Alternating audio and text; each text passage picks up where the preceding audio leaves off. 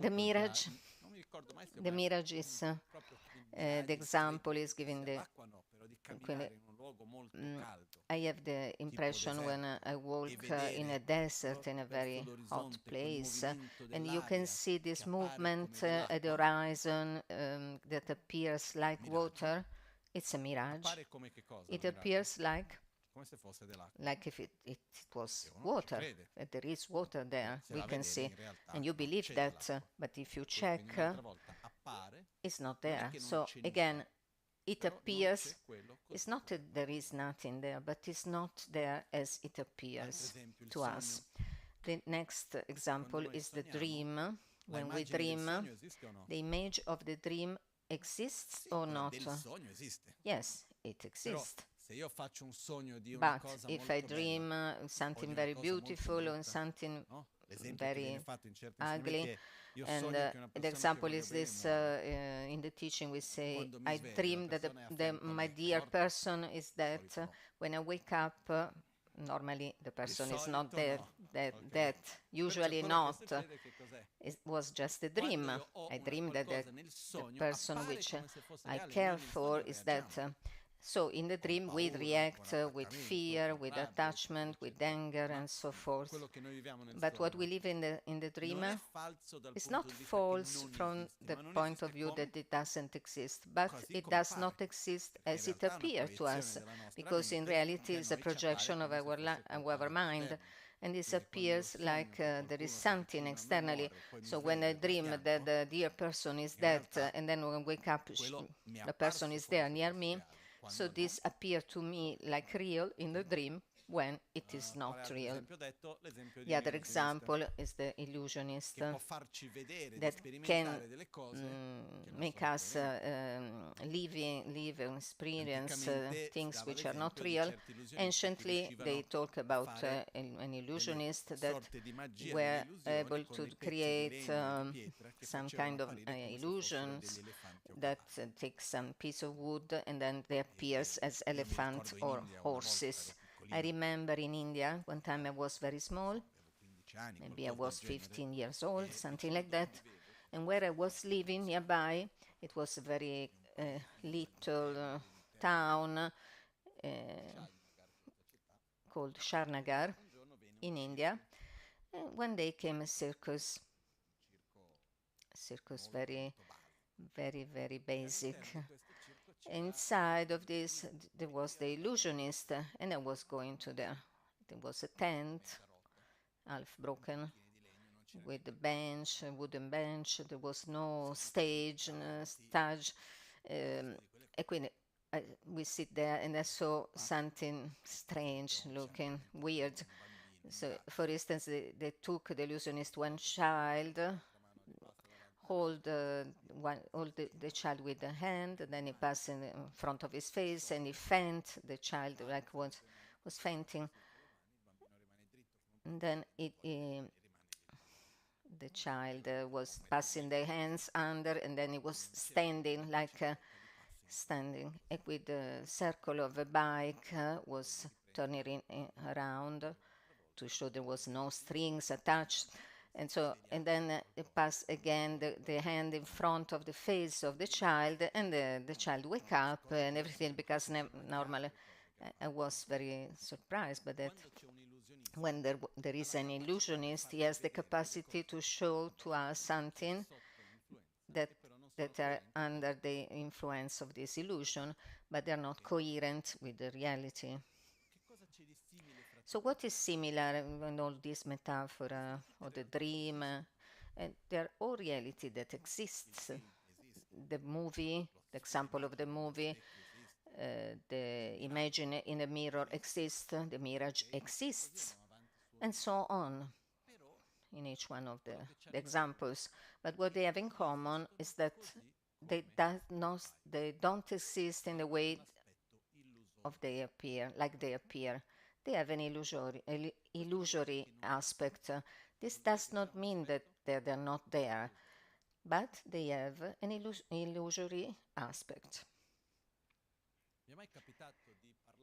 It ever happens to you to talk with someone and you don't agree with the person?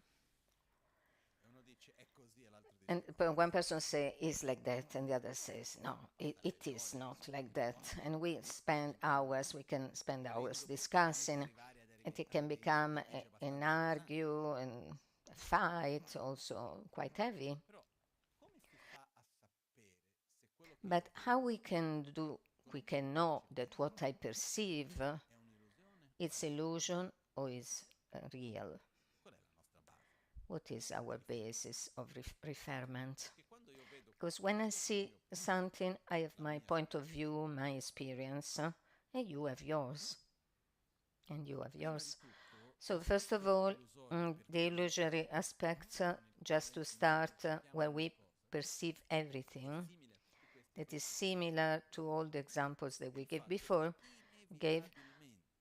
It is that inevitably, that we like or not, each one of us perceive everything that he perceives like the filters of himself or herself. So he perceives it through his own experience. It's obvious that when I see something, I project on that thing my experience, my traumas, my expectations, my wishes, my education, and all the aspects of my beings and personality, and you project yours. So, but the first level of illusion is that we live the reality be, through these filters and we don't realize it. We believe that what we see is what is there, really. It's like everybody's going to the mountain all together. We go together. There is the snow on the top of the mountain, and each one of us has glasses with different colors, and we start to discuss what color is the mountain. For me it's pink, for the other is green, for the other is blue. But how can you say that the mountain and the snow is blue? No, the snow is green, is pink. I see like that. And then comes another, sorry, you are both wrong. It is white. No, no, no. I see it blue. If I see it blue, what color is the snow? It's blue. And the mistake that we do from the beginning is that we perceive and we live everything through the filters of ourselves, and we are not aware of that. So the reality appears to us like it exists in a way, in an independent, autonomous, objectively way, independent from us, and we believe in that, and we relate ourselves like it is like that, as it appears to us. What is happening when I'm watching a movie and appear that there is an image that is true? What is my the consequences? I react when I'm in front of the mountain and it appears to me blue. I react with the idea the mountain is blue or pink or white or yellow. So the way of the in way we perceive is not something indifferent, it's something that determinates our reactions, attractions, aversions, suffering. One can say, yes, but the mountain is white, or you can see it in a color or another, but it has its own color. Not yes, not no. We say in Italian, because inevitably you perceive the reality inevitably through the filter of yourself. It is true that some visions are in common when we talk about the colors. For instance, if we ask for the majority of us which are the colors that we say, we will have mostly the same answers. If someone we talk about the white, the Eskimos, they have, I think, 40 or more type of whites with different names. They see different nuances of the white, so they live in the snow.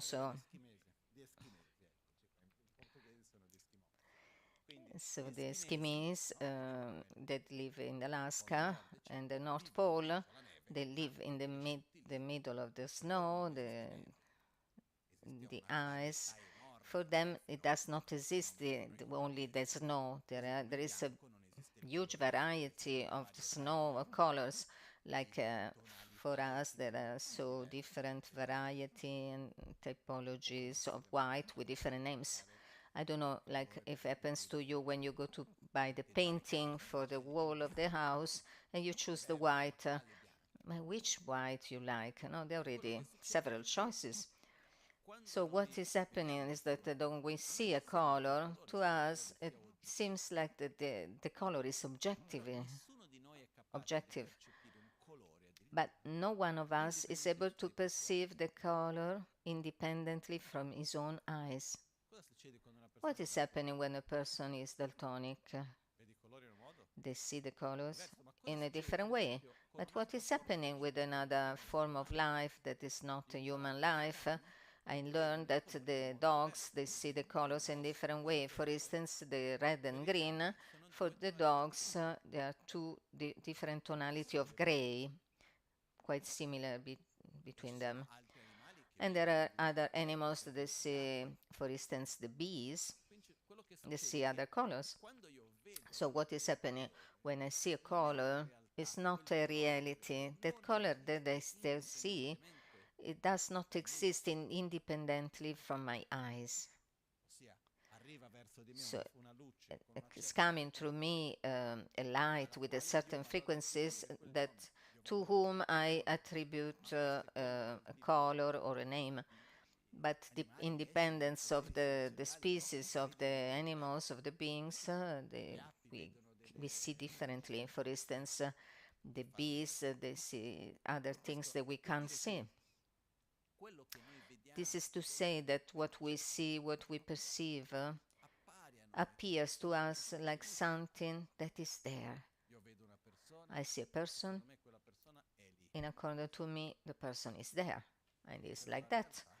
But the reality, if we go to analyze it, each situation that we live, that we like or not, we live through our filters, the five senses, our concepts, our education, our expectations, and we have the tendency to judge the other through our own reality. We have the tendency to judge what the other is doing, what the other see, how he reacts between our own experience, through the means of our own experience. For instance, for me, to give a simple, obvious example, many years ago, I had some problems, quite serious. I could not took cold from the feet. Now I'm much better. But there was a time if I take cold from the feet and I walk with bare feet, for instance, even in summertime, I become immediately sick. I could not sit in cold place. Also, for many years I suffer for that. So when I see someone with barefoot, I will say, "No, please don't do. No, it is bad for you."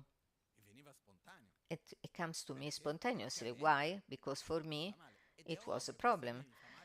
And if it's bad for me, it's obvious that it's bad for everyone. But the point is that everybody is different. I don't know if you recognize yourself in this way of seeing. In our daily life, in the relation with other people, one of the most important thing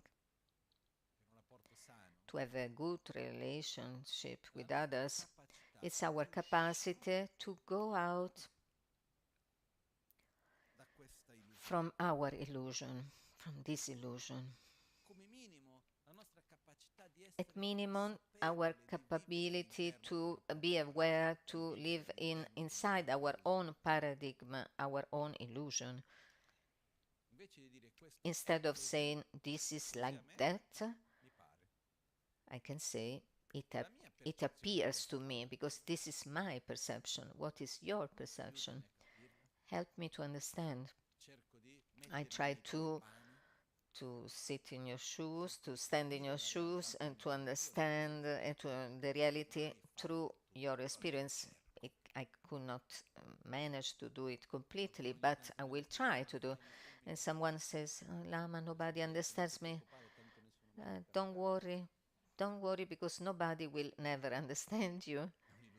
It's illusion that someone can understand us, in the sense that nobody can see ourselves as we see ourselves.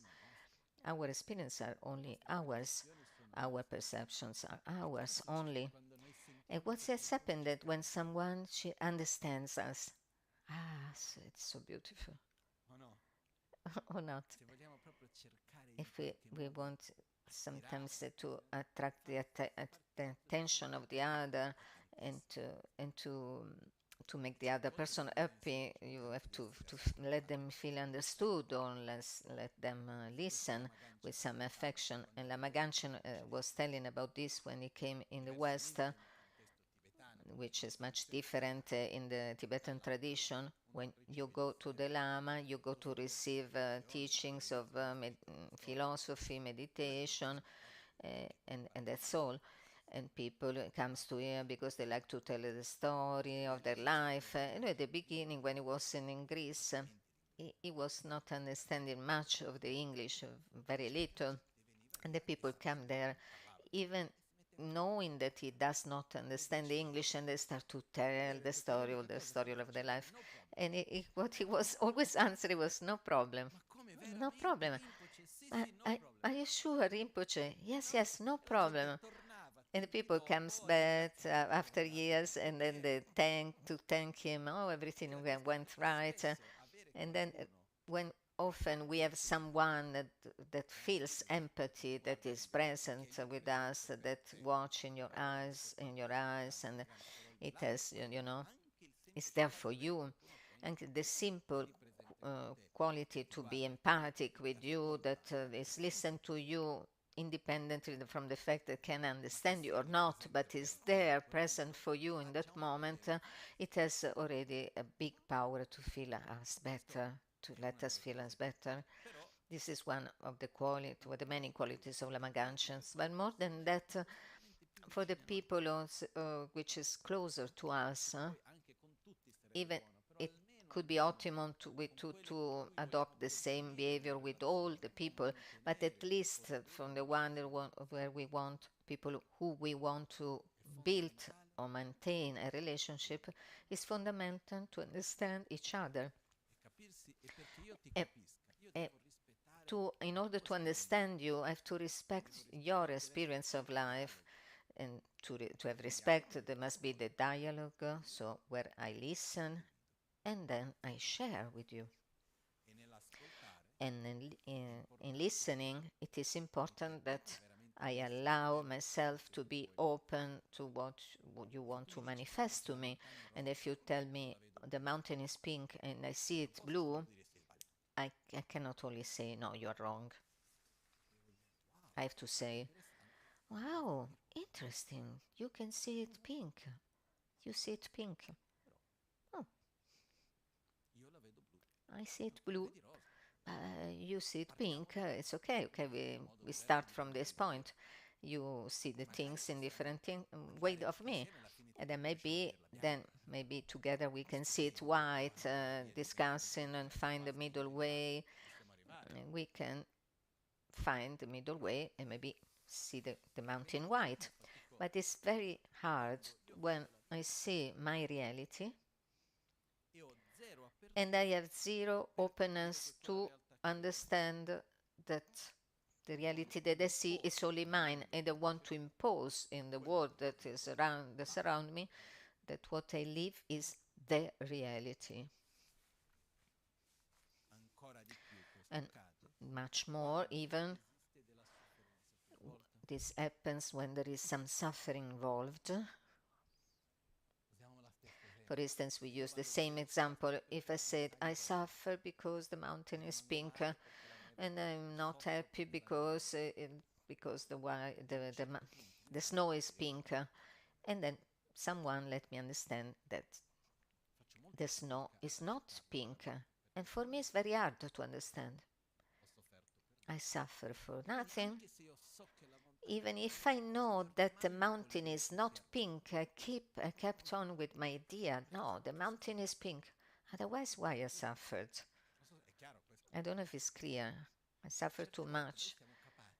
Sometimes we are so able to have the key to go out of the situation, painful situation, and we maybe throw it away or we keep aside the key instead of accepting that there was something that we saw wrongly. Sometimes we are so attached to wanting to be right that instead of to find a most coherent vision, we want to keep the wrong vision just to keep the idea that we were right. So at a certain point of the discussion, it's more important to have right instead of find a common point or clarity in the situation. I don't know if you ever lived a situation like this.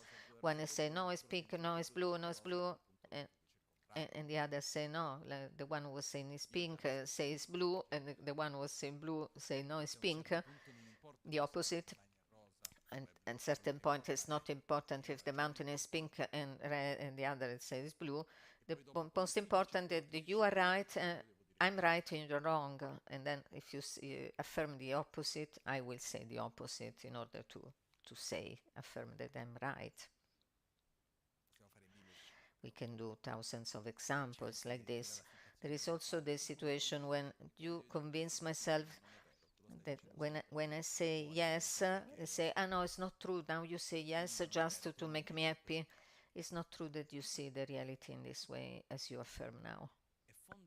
It is fundamental for us to find a common point, a meeting point. And the starting point is to remember, to remind ourselves and to bring back our awareness that each one of us has a different experience of reality in each and everything. And then our experience is illusory. Because our experience appears to us like it is objective, solid, when in reality it's subjectively. But our own experience, how we live it, if it is subjectively or objectively. We think it is objective. So this is the main first point where we have to start, because our emotional reaction is changing if I see the things as objective or subjective. And then at this point we can ask, but in front of this situation, how can I have a minimum certainty what I perceive is real or not real? Where is the reality, or whatever things I perceive is real? If whatever I perceive could be real, would be real, maybe also Santa Claus is real, exists or it doesn't exist? Probably it exists, it's there. But what is happened in reality is that when we see something that could be something that appears to our eyes, our ears, taste, smell, each one of our senses, or could be also a mental image, we project on that, we give a name. When we give a name, we project some characteristics and functions on that. We go back on the first examples. When I see the reflection of my face in the mirror and I project it like it is my face there, what is there that I see can sustain the characteristic, the functions of a face? No. So it's a wrong perception. When I see the image in a screen at the cinema and I think, oh, there is really a person and this is really happening, that imaging can sustain the characteristic and the function of a person? No. So it's a wrong perception. And we can go on with that. The same thing is on the dream, the example of the mirage, or the reflection of the moon and the lake. It does not mean that those realities do not exist, but the way we perceive is incoherent, not coherent. Inside the same experience, how many different functions can I attribute to that same thing? Let's give an example of that. Someone acts against us with aggressivity, with aggression, say something in particular wrong, and try to attack ourselves, offend ourselves. In that situation, in those words that we hear, that situation can sustain the function and characteristic of an object of anger. If that situation, the words that I hear, and the person could sustain the characteristic of an object of anger, I get angry because you are aggressive to me, and I say, yes, I get angry because this way of talking is violent against me, so this way of talking for me is a cause of suffering. To me, we don't do this internal dialogue, we just react normally. But the logic behind the anger, it's these things that make me suffering, so I don't want to suffer, so I go against, I react. Even if the act of destruction is more destructive, it gives me damage, more damage to me, that my reaction, that the anger itself. But in the same way, this person come and talk to me, I can see also this person as an object of compassion. I see the person that acts in that way, I say, I'm sorry, but you are ignorant. Why you are like that? So you damage yourself and the others.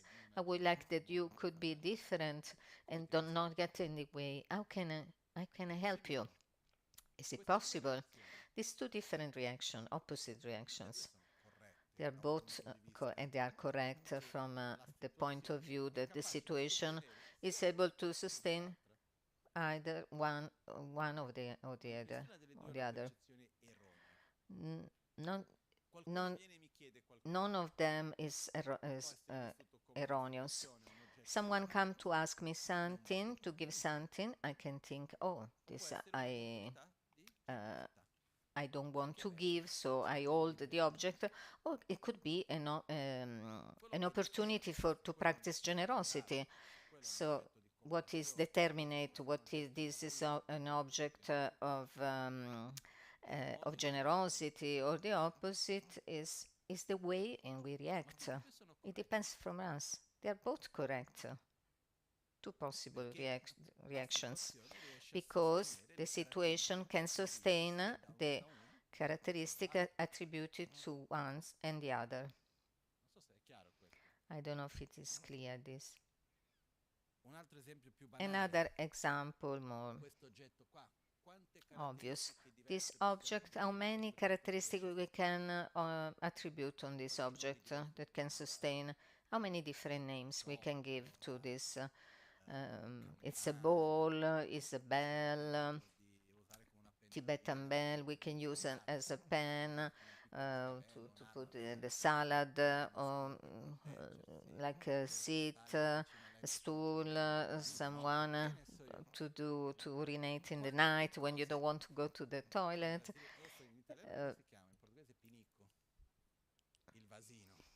Yes, could be something to pee in the night, and it's not the maximum because there is the imaging of Buddha inside print carved, but can sustain these characteristics and functions. It's also sound.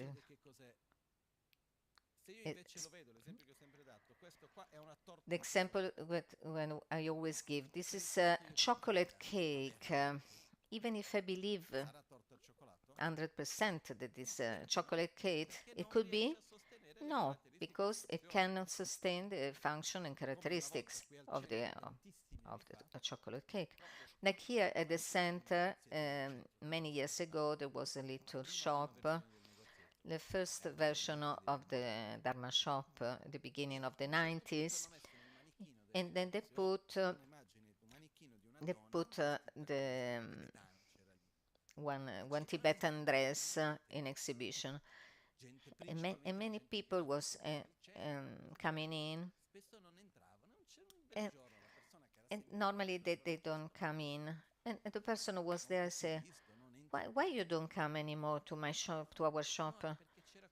No, because there was this person inside, and everybody was thinking that it was a person that was similar to a person who was always in bad mood, but it was like a doll for exhibition, I don't know the term. And even if I believe that this kind of doll looks like a person, it is not. The ancient example that is given when I go in the night and I see a rope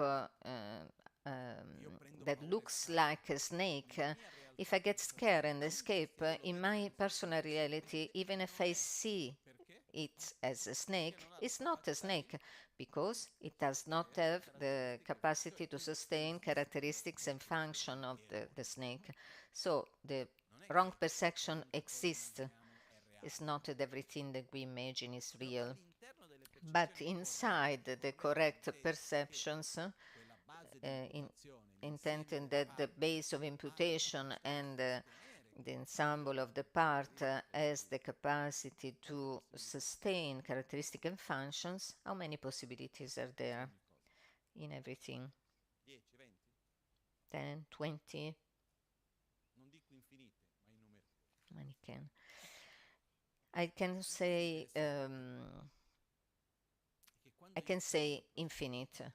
The interesting thing, and when I change perspective, the reality changes.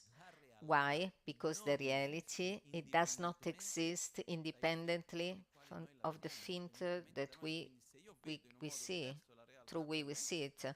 So if I see the reality in a different way, my reality is changing. And one can say, but finally, how it is. I want to go beyond my perception. I want to see things how they really are. The things are not, because nothing exists in a way autonomous, independent. And for us, like people who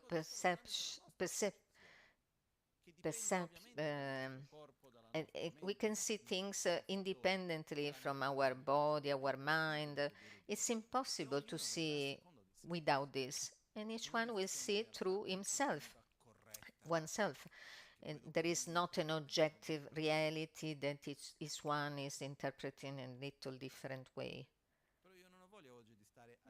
I don't want to discuss today about philosophy tonight, but I want to see like this as something that impacts completely in a deep way our daily life. Another example.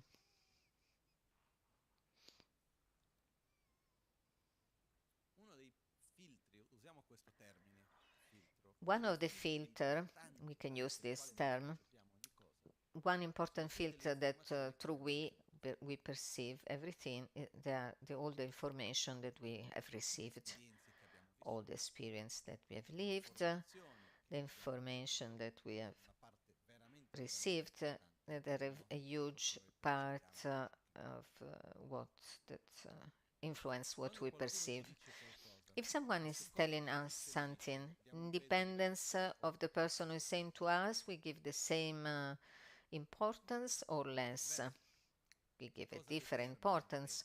So what it does mean, if it's a friend that tells to us, if it's not a friend, how much importance we give to that particular person who is saying something to us. So one of the important things that is in general important in any argument We have to say, instead of saying it is like that, we have to listen at least to three different opinions. And the same about the newspapers. We take things like for granted. We see and we believe it's true, like for granted, in different modalities. For instance, one time when I was talking with a person who was a person anti-systemic, quite strong vision. So, for instance, everything that was related to the standard of the social system already generate a certain aversion in the person. One day is coming and he told me the heart is flat, and there I needed to make an effort, and I say, okay, it could be, yes. Try to explain me, and then let me try to understand. And then I was thinking an eclipses with a flat heart. I tried to listen to his argumentation, even if the first impact was sorry to you, you went out of the everything could be, but this is unacceptable, unreceivable, this idea. But I tried to make an effort, and I said to myself, okay, let's try to listen to see how it thinks, what is his opinion. And together the person at the end says, no, it's a nonsense what I told you. He concluded like that. One of the argumentation was that the ancient people were saying that the earth was flat. Then I said, but I studied the Tibetan or Vedic astronomy that reached in Tibet thousands of years ago, that come from the Vedic astrology that is more ancient, that explains the circumference of the earth and the relation, the measure of the planets and the distance. And I studied this system and how to calculate the lunar and solar eclipse that are very little different of minutes comparing to the modern astronomy, and this already was calculated 2,500 years ago. And then when the person listened to that, then they start to change idea. And this is something that teaches to us that the Tibetan works, the ancient, the most ancient Tibetan books, there is never the name of the author. The name of the author, you find it at the end of the book. It is not so evident also. There is this book was written from in this context from that person. Sometimes they put also the name in a poetic way that is not clear how to see to recognize the person. Why they put it at the end, not from the cover? Why is not put it on the cover? Because you don't have to judge the book from the cover. You have to read it in a neutral way, and then when you finish, you can say, okay, it makes sense, it does not make sense, I like it, I don't like it. And so often we think if the author is renowned, then we say, oh, it's a good book, but we didn't even read it. So if it's not a good author, we don't know the author, we don't want even to read it. So when we listen to the news or to the social issues or the daily life problematic, especially in the daily life, we have to allow ourselves to see different points of view, and we see that the truth is between the different truths and overlap one and the other. There are some true in one point of view, other in other parts. What is one of the advantages to behave like that? We have less conflicts, less fights, we can open more our mind, and we have a more wide horizon. Because if I start from the point of view that this is my projection of world, so openly I'm open to receive, to see other point of view different from mine, and this is fundamental to remember. This requires for us an effort, an exercise, and consistency from us. And then we have to see, first of all, that we watch an illusory reality. And I'm not talking about philosophy, but about the daily life. Okay, philosophy is explaining also the daily life, but in our experience of the daily life, when I start to see and I perceive that what I perceive is the reality, and then I'm always right, because what I see is the reality. Because when we see someone, like in this moment, if I ask you, can you see Lama? What is the answer? Yes. If you ask the person near you, can you see the Lama that I see?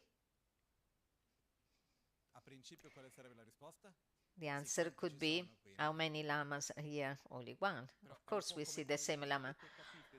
It's like everybody, when I say, what you have understand? And then everybody say, do you understand? Everybody say, yes. Then I ask myself, what do you have understand? Because if you ask to describe, for example, the lama that you see, could be the same vision? No. Totally opposite, different or partially different, but not the same. There is this saying in Tibetan that says, what is similar is for definition different. If it's similar, for definition, by definition, is not the same. Nobody is seeing the person the person that you have in front in the same way. Like the person itself, oneself cannot see himself objectively. But when we have the person in front, we see the person, we think to see the person or my version of the person. We think I see the person. And this is the important key, that is to become able to, we can see, like all our reality, each word that we listen, every imagine that we see, every situation that we live, they appears if they exist in autonomous, independent, objective way, like if I'm living in a passive way, a reality that is surround me. But this perception is something that must be lived not on a conceptual level. We need to go beyond this. We need to feel it, because only when we can see that this thing appears in an autonomous way, we can start to deconstruct our wrong vision. What is the consequence of this connection and this centralized, self-centralized way to live the reality, where I believe to perceive the reality, what I see is, I think, is what is there, not what I perceive. The first consequences is that we end in living like if we are completely detached from everything around us, and everything is as well detached one from the other. For instance, it never happens to you that to talk with a person, to see a person, and they say, there's something wrong. When you are alone with me, you are a person. When you are with another person, you are another person. I don't know if you never see. This is why, because the person is not sincere. Of, of course, I'm different when I'm with another person. Do I have an alternative? Wherever there is interaction, there is transformation. I don't exist independently from the interaction that I have in that moment. If I'm with you, I'm adapting with you. If I'm with another person, I adapt myself with the other. Independence, where I am, I cannot be identical, the same with everyone. And when someone When someone comes, oh, when they are with you, they're a good person. At least when they are with me, I reply. Because sincerely, I would expect that someone that you see as your spiritual guide, a little bit more pudic and attention you have in front of that person. With totally transparency and sincerity, you are more careful. At least for myself, I always have been like that in front of my master, my spiritual guides. So this is normal that where we are, independence of where we are with a different person that we are not the same, even if we try to be different. The same. It's impossible. We are different because we are a constant flow of perception, thoughts, emotions, sensations, and these are interacting. It transforms in independence with the person, the situation. If I'm alone with you, or I'm alone with you and another, the interaction is changing. It's changing. So we are changing. And there is another point. You see me different because there is the other, but you are also different when there is the other.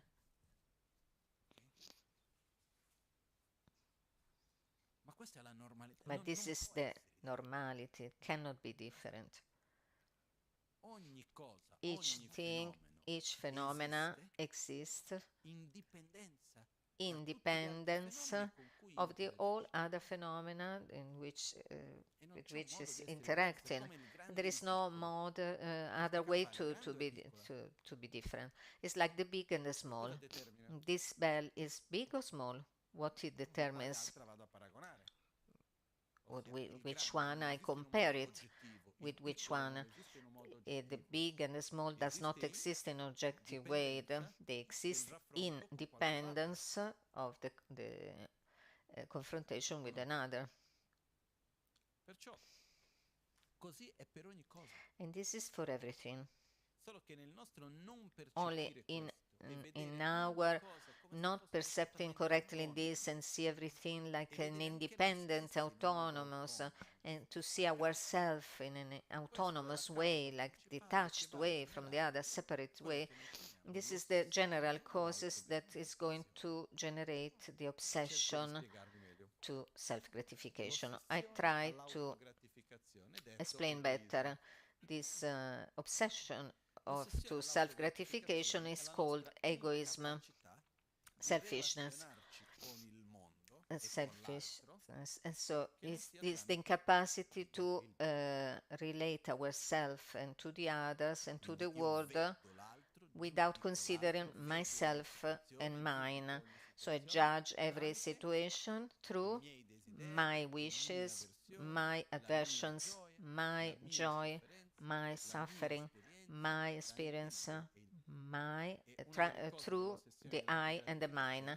And one think of the obsession of to self-gratification is everything related to me always. It's a little bit impacting. We are like that. The point of what is the problem of the obsession to self-gratification? That we see everything related to us. It's okay, one can say. What is wrong in that?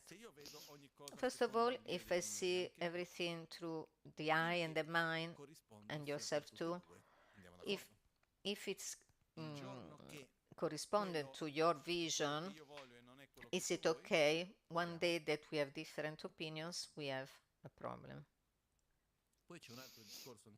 And then there is another point.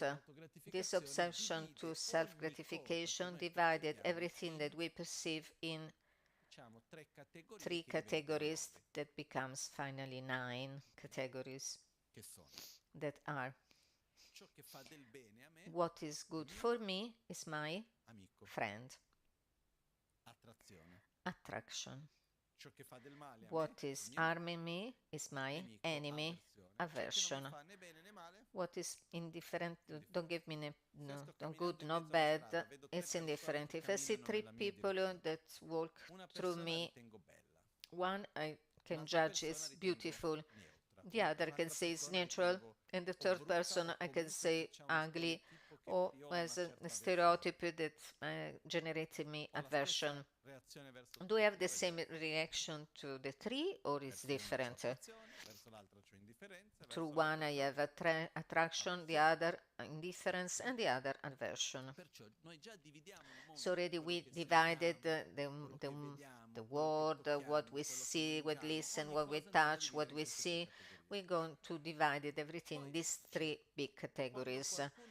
Then, when someone is doing something good to me, it's my friend. When someone is doing some good to my friends, it's my friend. The friend of my friend is my friend too. It's not necessarily friend, it could be a person or a pet. You take care of my house, so it's my friend because it's my house, so it's I and mine. So who is giving benefit my friend is my friend. My friend is my friend. Who is harming my friend is my. Who is doing good to my enemy is my friend. It's not nice to say, but it's much more easy to create a connection between two people having a common enemy instead of having a common friend. When you have a common friend, maybe start a little bit the competition, jealousy. This is the Lama told these things to you, but it didn't tell to me.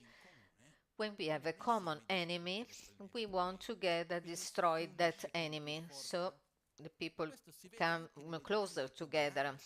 And this you can see in the most basic dynamic. When a person comes in a context when they try to create contact, what they start to criticize someone, they search for an enemy to criticize someone and find something in common to be accepted in a group. So who is doing good to my friend is my friend, who is giving harming my friend is my enemy, who is giving who is damaging my friend is my enemy, who is doing good to my enemy becomes my enemy.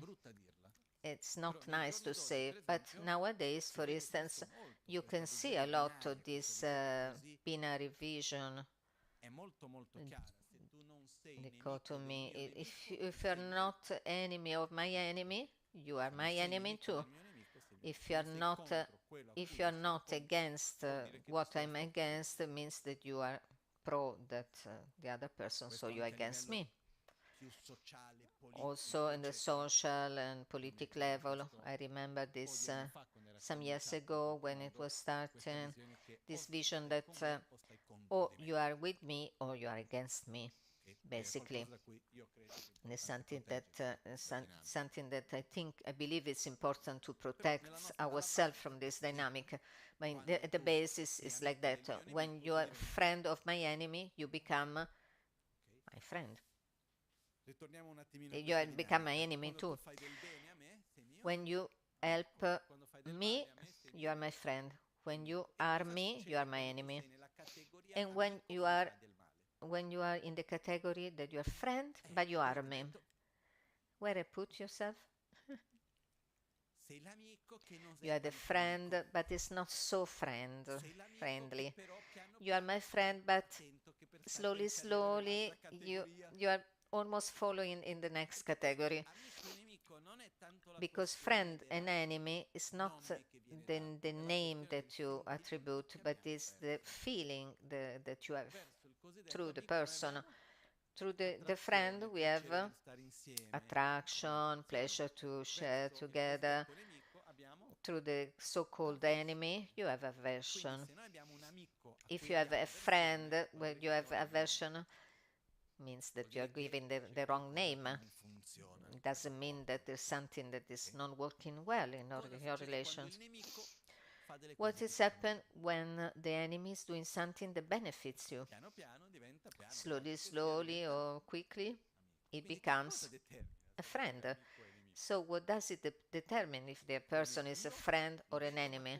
How I see him how I perceive that is doing good to me or bad, harming me, to me, to my friends, and to my enemies.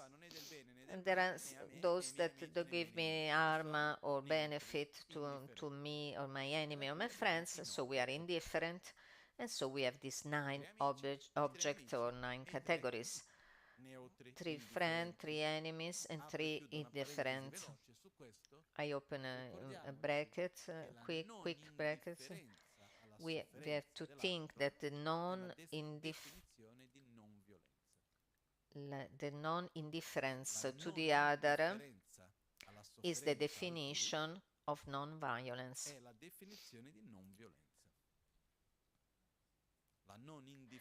The non-indifference to the suffering is non-violence. In other words, the indifference to suffering is a form of violence. And this very often we think that we believe to be peaceful people, people, that we are not violent, but I don't know if it ever happens to you that someone was indifferent to one of your suffering. It hurts you. It's painful for you. I remember an example who taught me a lot. Some years ago, I came back from Tibet. I was at the Malpensa airport. Some people comes to pick me up. We go. I go with my trolley full of stuff. I leave my bag to the other person with money, passport. When I was distracted for a moment, I look around, but I get lost. I didn't find any more my friends, and I get lost. And I would say, I don't know. There are many different parking. I could not go with the 4 luggages to go all around in all the parking place, and I went around in the airport.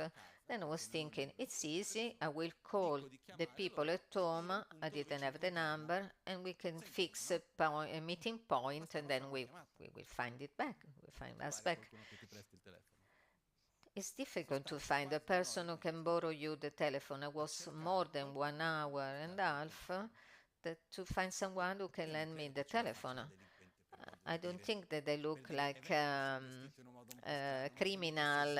Okay, I have maybe I'm dressed as a monk, but in the Italian stereotype, I went there in a kind, nice way, polite way. I try in different ways with different people to ask. When the people become aware because I needed something for them, the tendency was to indifference.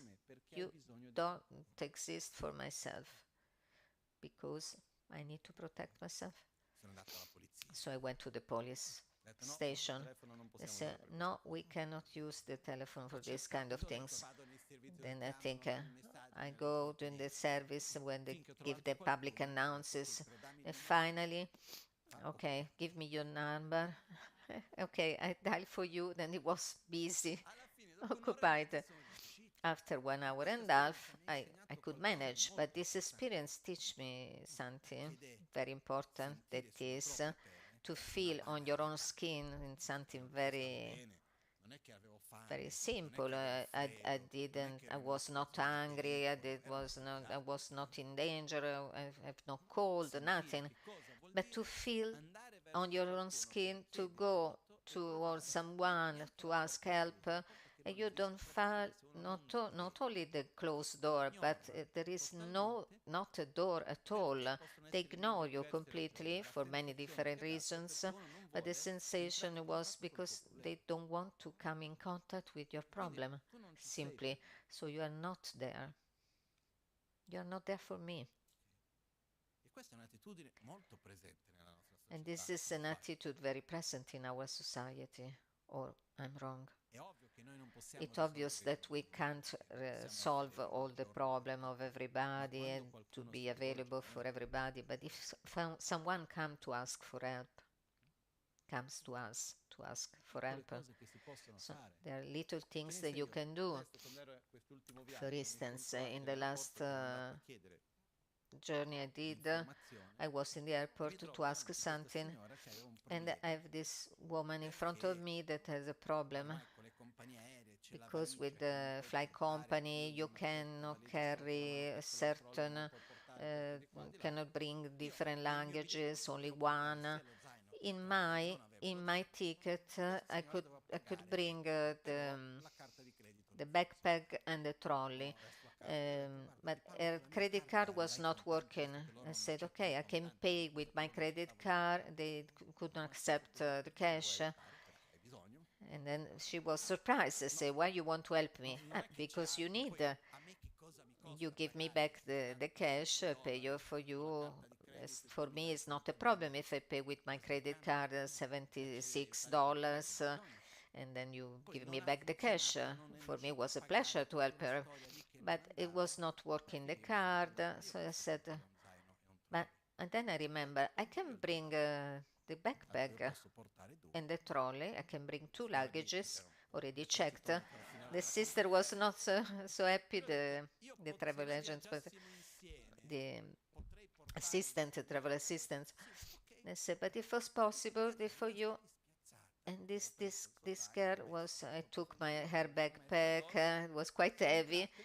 I put it, and then when I went inside the plane, the craft, I gave it back, and then she wants to pay me back, and I say no, because it was my pleasure to help her. But there are simple things, easy things. What I want to say, we cannot solve the problems of the world, but we can have an attitude, at least not indifferent to the people who is in trouble in front of us, at least this. Or when someone is coming to ask some money on the road. There are two things. One is what you are effectively giving, and the other thing is the attitude that with who you share, with which you share. One time I have no possibility to share. In that moment I said, I'm sorry, in this moment I really can't give you nothing. And when you give something and you give with your presence, with a minimum of respect for the other human being that you have in front.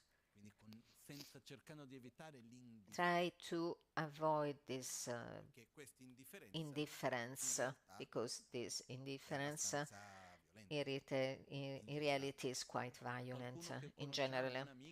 Someone that is a friend is in trouble and comes to us to talk, and you say, oh, but these are silly things, I'm not listen to you, I don't have time, and we ignore the person. This creates suffering in the other person.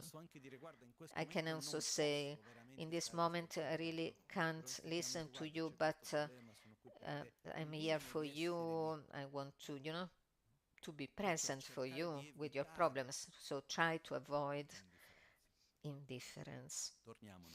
And we go back now to the point. What is happening with these 9 categories? We're going to generate attraction and aversion and indifference. Attraction towards the friends, aversion to the enemies, and indifference to the neutral people. This attraction becomes attachment, desire, then jealousy, then envy, insatisfaction. And from aversion, what is coming? What is originate? Anger, hatred, aggressivity, resentment, and so forth. And between these two also is coming fear. I cannot have what I see as a friend and enemy, not only person but situation, objects, and then we are not in a good shape, or not. Because we are there suffering for this, suffering for that, reacting bad for this and for that. And when there is the origin of all this, it's originated from the fact that we perceive our reality like our reality is something autonomous, independent, and we can't perceive in a deeper level, not conceptual, that we live in an interdependent reality, that what I see could be right or wrong.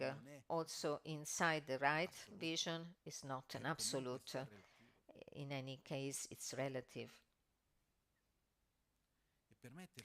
And allow to ourselves that the friend is not a friend because intrinsically is a friend, because I attribute that value on him, and so the enemy.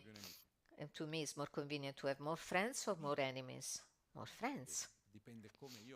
Depends how I relate to them.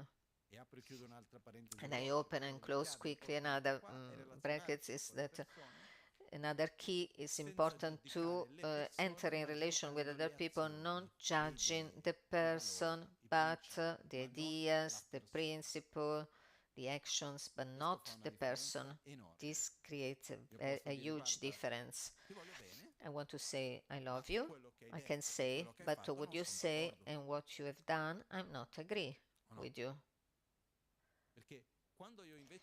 Because when I judge the action, I judge the person and I say that action I don't like, and I say you are like that. My version is going towards the person.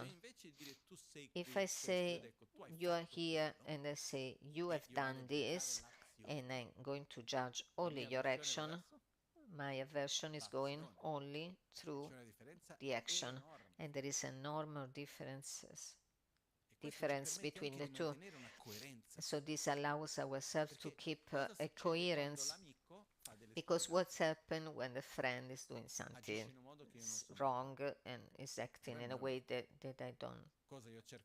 I don't like, but it's my friend. What I'm going to do?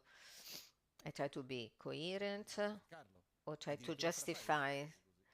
And this is happening also between countries, nations, also in the small realities. For instance, if we have a strong attraction and then is doing something that is wrong or not appropriate, and someone is coming to talk about that situation, and then we refer to the person, we say, yes, it's true that he or she did that, but it was in difficult, it's not really his fault, we try to justify it. And when there is our enemy, this really we don't like, and they do something good, we say, ah yes, it's something good that they did, but must be something behind, and we try to minimize the quality of that action when we the person. And when we are going to judge only the actions, we disallow us to have a more coherent relationship, less polarized. And we can see a person where we have a strong affection, familiar, relative, and we don't have any problem to say, okay, I love you, but this thing is better that you give up, or this idea, I don't agree with your idea. And this is not bringing any conflict internally on the fact that I still love you. In the same way, the fact that I recognize that those actions are completely wrong and I'm against them, it does not mean that I'm against you. And this does not mean that I can't love you. And this is an enormous power. For instance, imagine the worst person that can come in your mind, also an historical character, for instance, the stereotype of the bad. Imagine the worst person that you can imagine, and you ask, why I can't love him? But all the bad things he did. Yeah, what does it mean? One thing is not the other. Because I can't love you because you've been bad. What is the level of badness, of bad behavior that I can love you or non It depends if you were bad with me or with others. If I see that love is only good for me, I can say I love you, I want that you be well, but this way of behaving, according to me, is wrong. And I oppose myself to the fact to act not to you. If I oppose myself to your way of acting, does not mean that I'm against you. So, in the same way that I agree with you, doesn't mean that I'm agree on everything with you. But it's important to understand that when we love someone, we does not need to agree on every single thing. The fact that the person has some behaviors that for us are wrong is not a problem to love the person. It becomes a problem if we put this kind of prerequisite that if I love you, I have to agree with everything that you do, and everything that you do is right. And we do this not a small mistake, and we mix if I love you, if whatever you have done, if you do, means that I agree in every moment. I agree with what you do and what you think. And this is absolutely not true. The problem is that we drive by our selfishness. We see our son, our daughter, or we have person we have particular attraction, and we are not able to say what you're doing is wrong. And we look at a person that is a person that through we have aversion. We cannot say what you're doing is good or is beautiful. So to judge the actions and not the people change completely the interaction with other people and the situations. And I want to touch this point that we reach to the point that we create those kind of stereotypes. This is bad, this is good. And if you are inside that category, you are good. And whatever you do is correct. If you are inside the other category,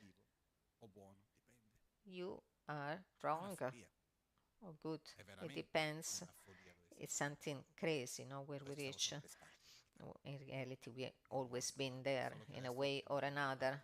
Now, in this particular moment, at the present, is something really evident. It's not because this is the most common way to act that we should think and behave in the same way forever. If someone says, this is not normal, in many things it's better not to be normal. I reply, if it's normal to create all this distinction between friends and enemies, can see the qualities and the defects of the others, this is not normal. It's better not to be normal if this is the normal. So if we can put a little bit effort to go beyond this way of relate ourselves with the others, this will help a lot. And if you want to put a little bit of salt or pepper, beside this there are 3 ways of the selfishness to relate it to the 9 categories. When we relate ourselves with an attitude self-centered, based on the self-gratification, that we have a friend, an enemy, or indifferent. The attitude towards who has more, I have envy. Towards who has less, I feel superior. From people who is the same, we have competitiveness. You are more beautiful than me. It cannot be. Ah, you're ugly. Ah, I'm better than you. And we are more or less the same. I have to do something to get better, become more beautiful. You receive more attention than me. Envy. You receive less attention of me. Ah, I'm better than you. More or less we receive the same attention. We become competitive. The reality is that we never rest. We never find peace. We never relax ourselves. Can relax. There is always someone that is more of this or that, because the mind of envy is very tense, and the arrogance too. Competitiveness also. It's not that at the end, Geshe Chikawa, in the 7-point mind training, there is a verse, L'Elentanche Chilata. L'Elentanche Chilata. Destroy, find the one which is the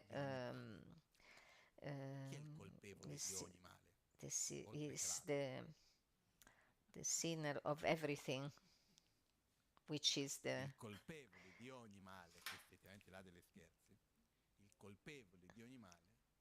person.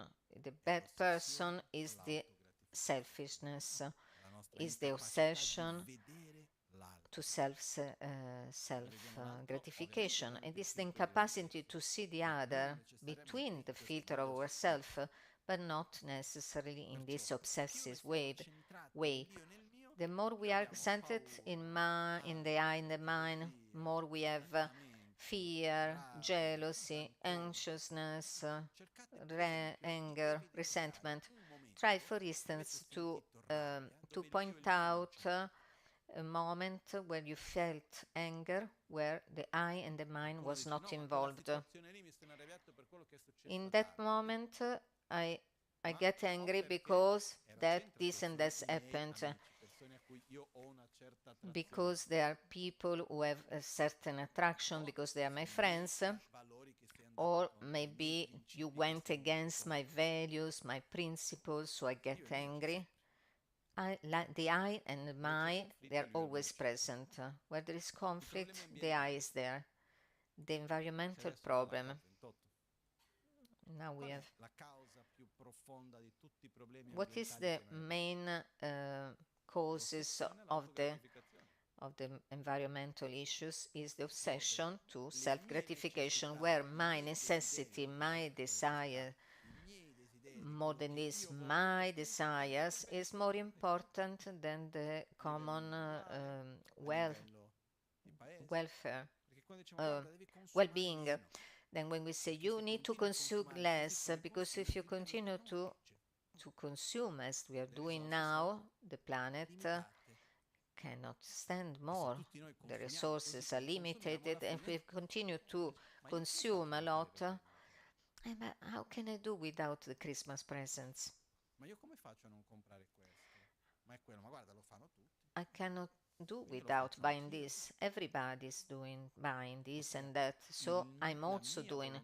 So my wish, my will, my desire is more valuable than the common wellness, common good. So we have to look ourselves with sincerity and clarity. This is the base of the environmental problem. For sure, the renewable energies and sustainable way to help and not pollute the environment, everything is okay. But the fundamental thing for me is to have a more healthy style of life that depends less of this increasing consuming, that we need to consume more and produce more. This growing and exponential growing it's something crazy. And also for the world, where starts the world? In the mind of the human beings. Tell me one word that was not born in the mind of the people. And where is the basis of the word? Is the obsession to self-gratification. I see only the I and the mind, and on the other. If you are opposing to that, you are my enemy. What is my task against the enemy? Destroy it. For instance, I don't want to see you, so I take you out from my cellular phone, or I send you to the next life. That's what is happening. So the basis, where is the origin of this? That's the obsession of self-gratification that starts in this way to see ourselves separated from all the rest. So my point is not to enter in a criticism of society or point a finger against others. It's not something that I like, that I don't believe brings benefits. But we have to observe ourselves, and when I see in myself something that looks like or a part that creates wars and environmental problem and all the rest, my task is to not to act anymore in this way and to be part of the solution. Because if I criticize the other, but in my small, I act in the same way, there's something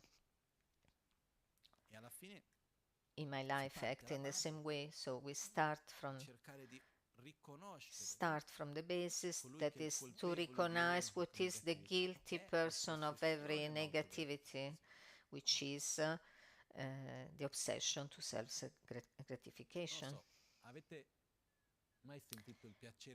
I don't know if you have ever feel the pleasure to be loved when someone is loving you. What is the sensation? That's beautiful, no? And then we love the other. What is the sensation? Even more beautiful. To be loved is beautiful, but to love is even more beautiful. What is the limit to love truly? To love everybody. What is the limit to have what is called in the Buddhist teaching unconditional love? What is the limit to realize that? Our own selfishness. If you do something good to the I, the mine. Because if I put the condition that in order to love you, you have to do only benefit myself, we are in trouble. I cannot love you anymore for what you have done. Tell me a person that you interact for a longer period of the other that could have been always perfect with you, or one can become upset because you did say something or you didn't say something. If you go to the left, or it's not good, if you go to the right, it's not good. So in any case, the person is projecting something that to project his own unsatisfaction on the others. So everybody, if you love me, you have to correspond to my expectations. So I want that you come in contact with the most beautiful part of myself. I'm in trouble because I put a wall. And you can't enter in contact with the most beautiful part of myself. This is the important point. When we love someone, who is more earning from the situation is ourselves, because through yourself I can come in contact with the most beautiful part that exists in me. This is a wonderful thing. I can't enter in this beautiful part of myself if I don't come in relation with you. There is also a debate on the Buddhist philosophy. It's quite complicated, but it's saying to feel love and compassion, which are two basic feelings on the spiritual development. It's necessary that there is another being, someone that you want, that is happy to develop love and does not suffer to develop compassion. if everybody becomes and reach the Buddha states, what we do with the last one? How can we develop compassion? We don't have anymore the object of compassion because they're all Buddha.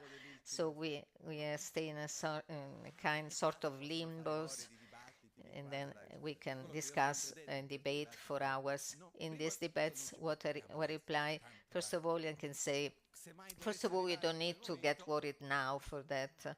If this time is happening, people who will find that in the situation, they will find a solution.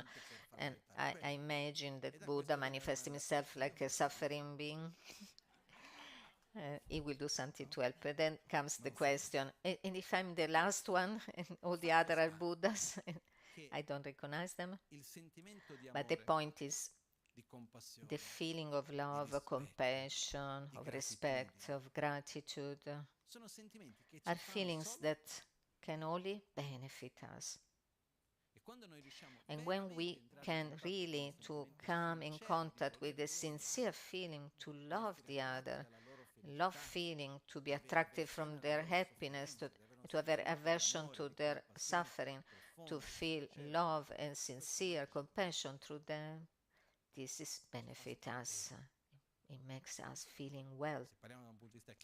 If we talk from the chemical point of view, this produce serotonin and oxytocin.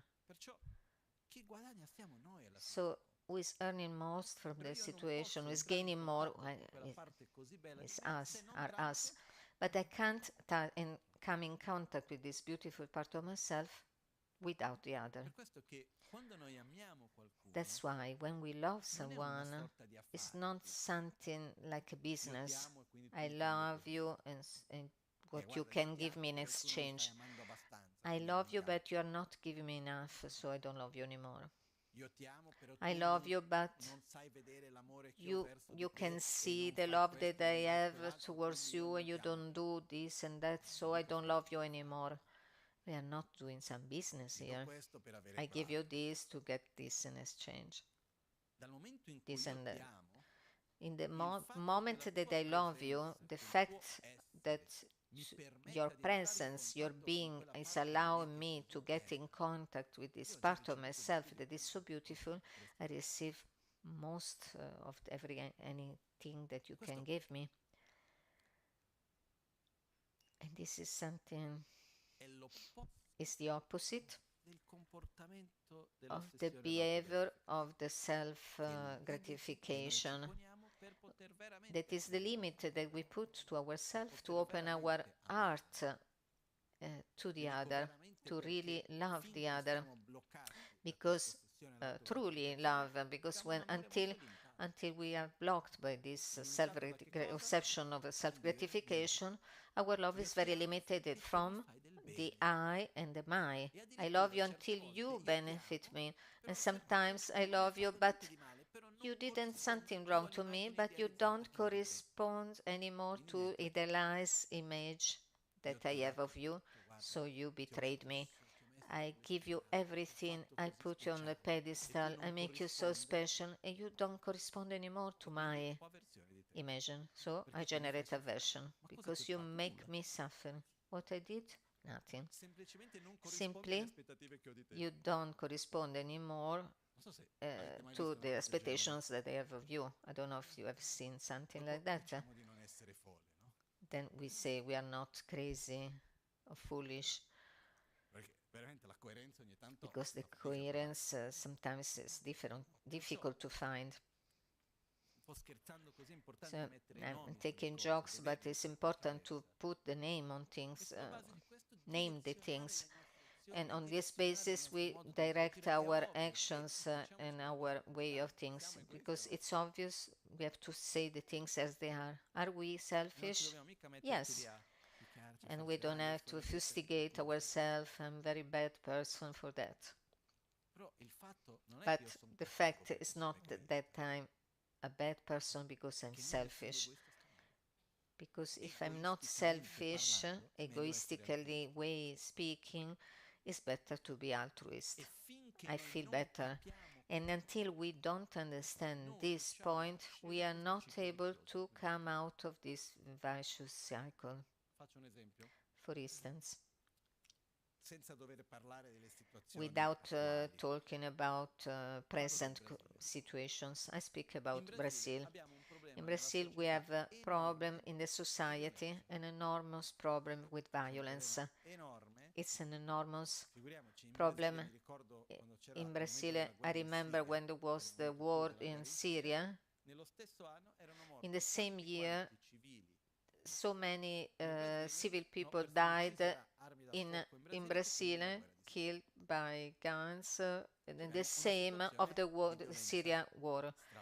So it's a very overwhelming situation of violence from many years. It's not a joke. Only in the São Paulo state, I don't remember if it was the state or the city, but doesn't matter. The expenses for private security, the expenses was 5 times bigger than the expenses from the public security.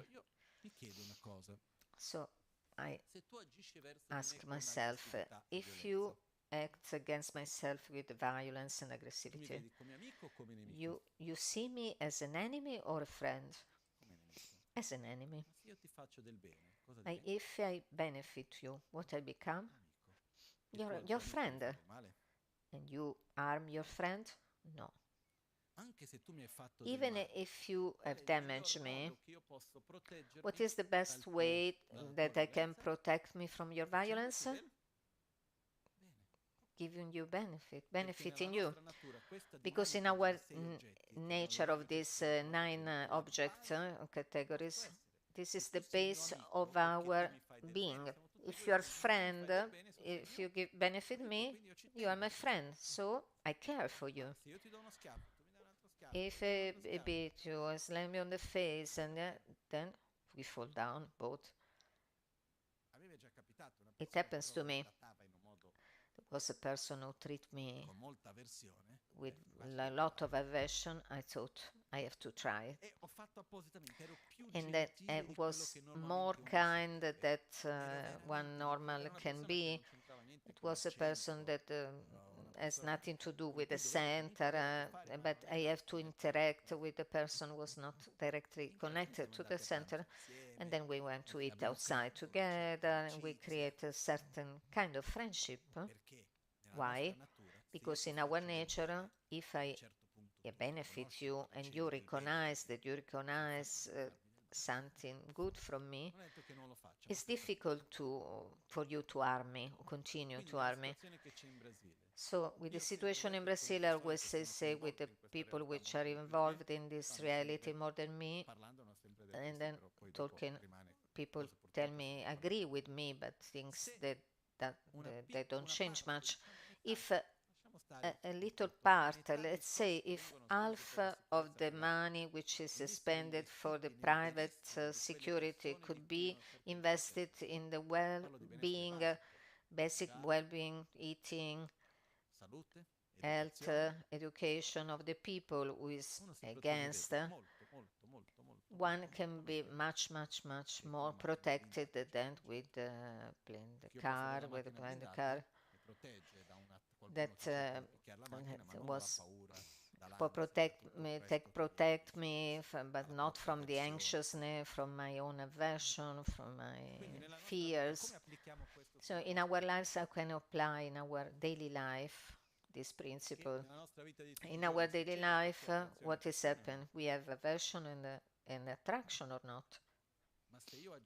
But if I act with kindness, if I do well to the others, good things, first of all, not immediately, but slowly, this is going to invert the dynamics of the relationship. It should be a sincere act. Because the more you act with aggressivity, and I reply with aggressivity, and more the things the increases. I don't harm you more because it's not convenient for me. So egoistically speaking, it's much better to be altruist. Also for our own point of view, from our own wellness, it's much more convenient to be altruist. If we can enter in this dynamic that this is the real possibility to become altruist. And to conclude, there is the definition of selfish and altruist. This is my interpretation. I don't know if it is right or wrong, but when I study, I reflect, I ponderate, I reach to this conclusion. The altruism does not exist in opposition to the selfishness. And the altruism is the opposite of selfishness. Is not the opposite, but the evolution of the altruism. Because the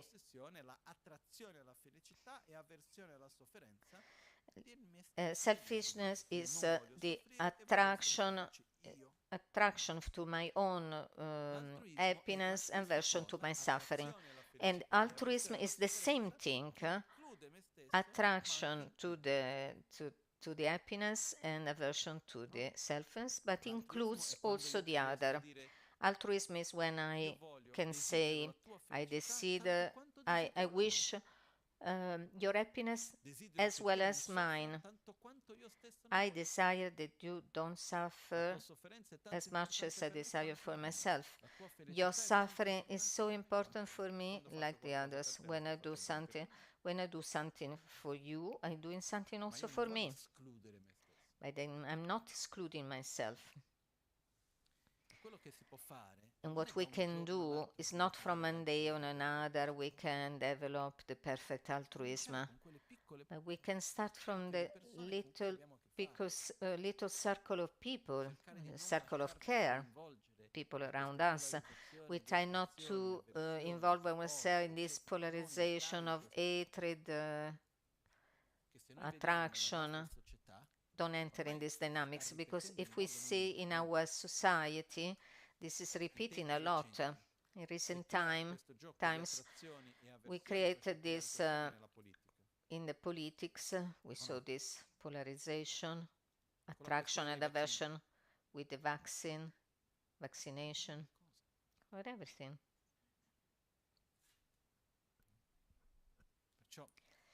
So it's a delicate balance. For instance, I find myself in many situations in which I do my best to keep my coherent, consistent position in many different situations, but it's like if you give an opinion, it's like you take part.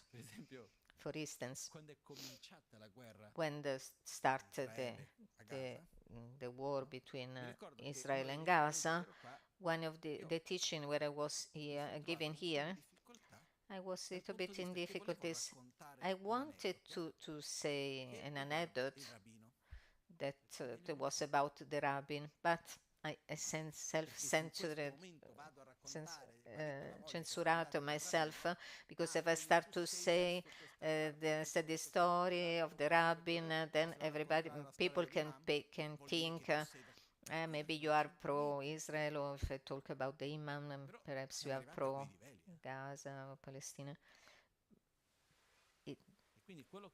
We reach to this level. So what I invite everybody to make an effort to not enter in this kind of dynamics of polarization, and to allow ourselves to see another point of view, to listen to the other, to open ourselves to different visions, to develop our own point of view, and not only following blindly at some point of view, and don't judge the idea, the action, not the people.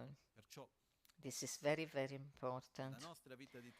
In our daily life, in our interaction between the people that we interact daily, or people that we have sporadic contacts, someone that we meet at the restaurant or on the road. Try to apply this, try to see in the other the opportunity, the wonderful opportunities to become in contact with the best part of yourself. And there was an exercise that I did that I like to share. It was one time that I was studying in Tibet. When I finished these 3 months that I was closed in a room in front of the monastery, I was going to study every day to the monastery. I always see two, my master and another master. I go to the airport to leave, and had a strange sensation. And all the people that I see, I was looking them as very beautiful. They were 99% Chinese, and I have the feeling that I want to hug them. Have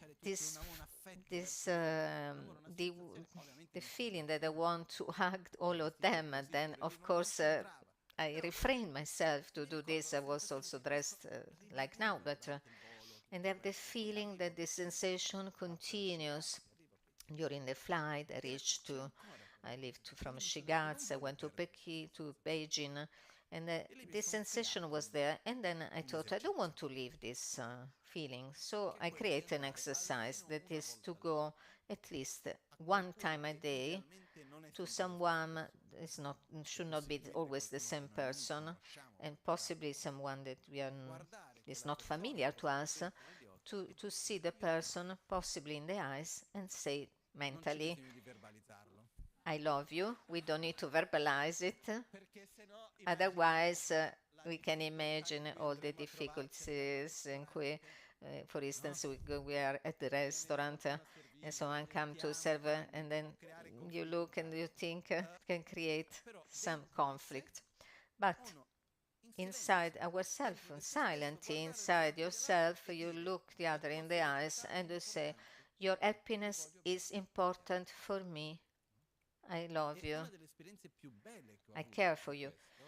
And one of the most beautiful experiences that I have when I was on my birthday at San Paulo was waiting a friend that was coming out of the garage. There was a construction, a building. And was there a carpenter was watching to me. And then it's normal that the people looked at me because I'm dressed like this. And then when you look, look back, the person is not looking to you. But we continue to work. The man continue to look at me, and I started the exercise. And from far, I give this idea: your happiness is important for me.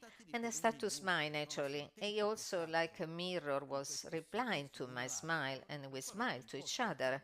So, and then just to make a joke, I say I have a long story with the carpenter in this Villa Maddalena. And this was a moment that filled me completely inside. And that day, even if after I met many other people, it was the most beautiful moment of the day. Because when we allow ourselves to love someone without wanting something back in return, we enter in touch with the most beautiful part of ourselves. And we are the person who gain more. We give also, but we receive a lot. So I invite you to do these kind of exercises. Like Lama Gangchen, that was open one period of his life, was always the TV open on the news, on the channels. And then I said, but why Rinpoche you do? And then sometimes it was a little bit tiring. You after sometimes you listen to all the news, and then it was repeating also. And when they said, can we switch off the light? Why? Because they're boring. I listen already. Always bad news. Rinpoche was replying and said, I'm not listening what is happening. Oh, so why we listen to them? No, during the day I watch the news, the imaging of the news, and this helps me to connect him to the suffering of the other people, to pray for them. There's only ugly things, bad things, bad news. And this I watch to them, and this helped me to connect with them, their suffering, and pray for them. So at least even with the news we can do this exercise. But we start mostly with the people that are close to our people that we met in our daily life. In our daily lives. This is the most important, and also the people that we see. And then to allow ourselves to see, I really love you, your happiness is important for me. And the more we are repeating and verbalize it, and then slowly our actions are influenced by that and transformed. So we do our dedication prayers. I just want to remind something practical, that during this weekend we are in Albagnano for the three main principal aspects of the path. Today I make a change of the program, that instead of being here on Wednesday 20th, I will be on Tuesday the 19th, because on Wednesday I can't come, so in order not to skip that week, the day before, on Tuesday 19th. So I decided 2 hours ago it will be announcing the program, correcting the program. I just want to tell you.